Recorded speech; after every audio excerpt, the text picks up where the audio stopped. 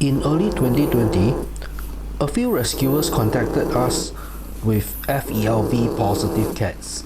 FeLV cats usually presents quite a big challenge for rescuers because FeLV can be spread when the cats groom each other, when they share food, or even the litter box. Most rescuers already have their own cats. To introduce a FeLV cat would risk spreading it to the existing cats. So it's always a challenging situation. It was a coincidence that a few of the rescuers approached us at the same time. So we decided to take in these cats, and that was how the Rahula FeLV Sanctuary began. The first 3 cats that came in was Prada, Oreo, and Orange. The first FeLV cat we rescued was Rahula. That was in 2014. When we rescued Rahula, he was already very weak and very sick. We managed to nurse him back to health. Initially, the vet was telling us Rahula may go in a few days' time, and he bloomed. We gave him a lot of loving care, and Rahula began to get well, and he stayed with us for almost 9 months before passing away very peacefully. We feel the best way to remember and to honor Rahula is to adopt and look after other FeLV positive cats, and that is why our sanctuary is called the Rahula FeLV Sanctuary. We set it up as a private, self-funded, no-queue sanctuary. We have taken in very senior FeLV positive cats. Some of them were extremely sick when they were found. When Harry was found, he was very sick. He was in the hospital for almost a month before he was well enough to come back.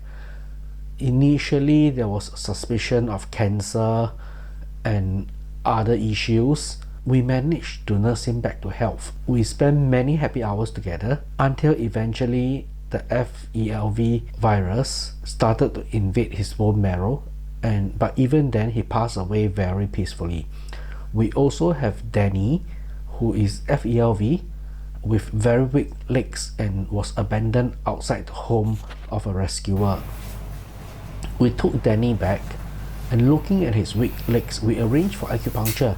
After a few sessions, he was well enough to walk. Danny's health improved after coming here.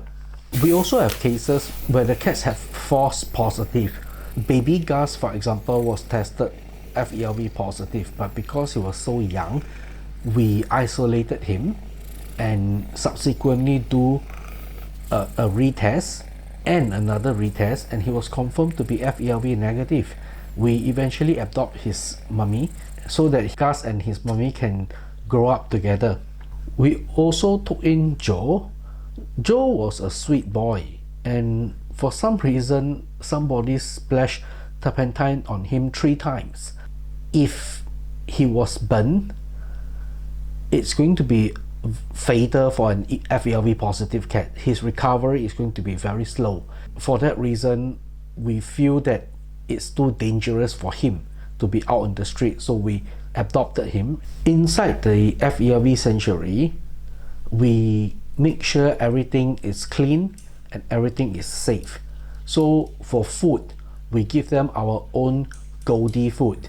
The wet food in particular is carrageenan free. Carrageenan can increase the chance of cancer.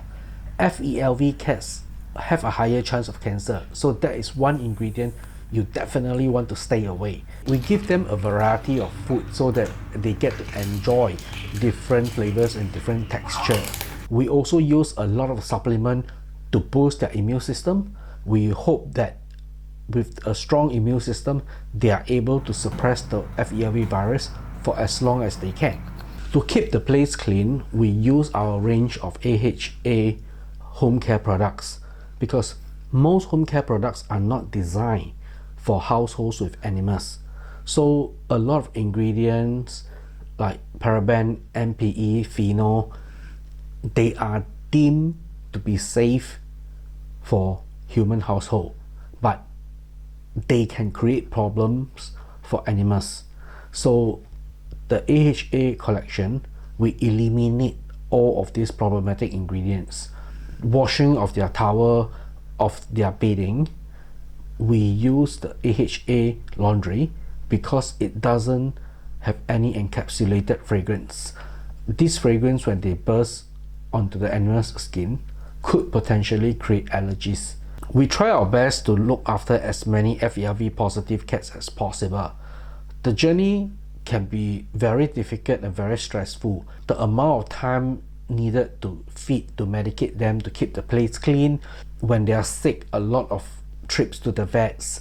The vet bills also pile up. All of this can be quite stressful. But when you see them bloom, when their health starts to improve and they bloom into very happy, healthy cats, that feeling is just amazing. It makes all the hard work worth it. I think that is probably the biggest motivation that kept us going. We just celebrated the 2nd anniversary. At this point, when we look back, what is the game plan? What is our hope? I think the solution for FeLV cats is not for sanctuaries or shelters to take in, because no organization have infinite resource to keep taking in FeLV cats that people do not want. A better solution is to help people to understand the nature of FeLV and how to look after these cats. In a single cat household or in a household where there's a dog and a cat, FeLV is not going to be an issue. What we need is to help raise this awareness. If attitude change and people are willing to adopt and care for FeLV positive cats, that will change the life of many FeLV positive cats. That is the kind of vision we have. That is the best tribute to all of the FeLV cats whom we have rescued, nursed back to health, and who have eventually left us.